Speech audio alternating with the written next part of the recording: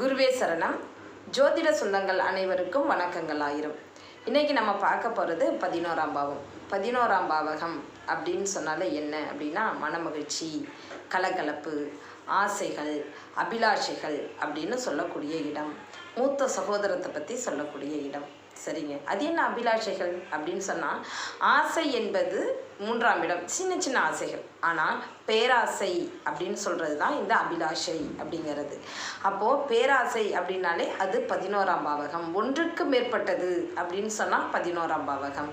இப்போ 11இல் எவரும் சுபரே, எந்த கிரகம் இருந்தாலும் சரி அது சுபத்துவமாக நற்பலன்களை கொடுத்துவிடும் அப்படின்னு ஜோதிட விதி ஒன்று இருக்குதுங்க.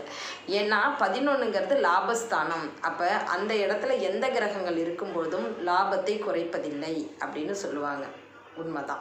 இப்போ 11ஆம் இடம் வலுப்பெற்ற ஒருத்தவங்களால தான் அவங்களோட எல்லா ஆசைகளையும் தீர்த்து வைக்க முடியும். ஏன்னா எல்லாமே லாபம். அதில் போய் எந்த கிரகம் உட்காருதோ அந்த கிரகத்தின் மூலம் லாபம் அப்படின்னு சொல்லிக்கலாம்.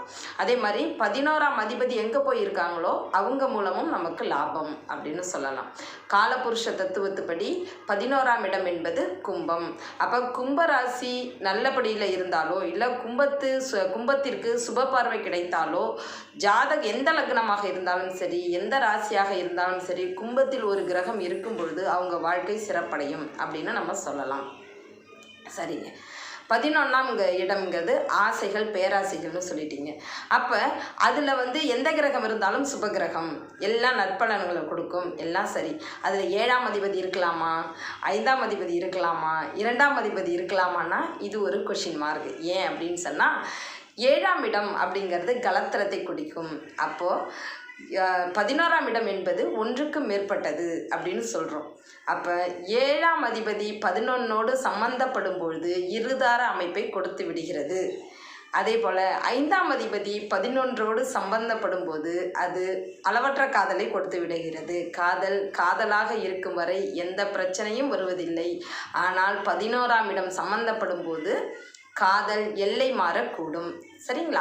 அதே போல் 2ஆம் அதிபதியோடவும் 11ஆம் அதிபதி சம்பந்தப்படுவது தனவரவை கொடுத்துவிடும், ஆனால் பெயரை கெடுத்துவிடும்.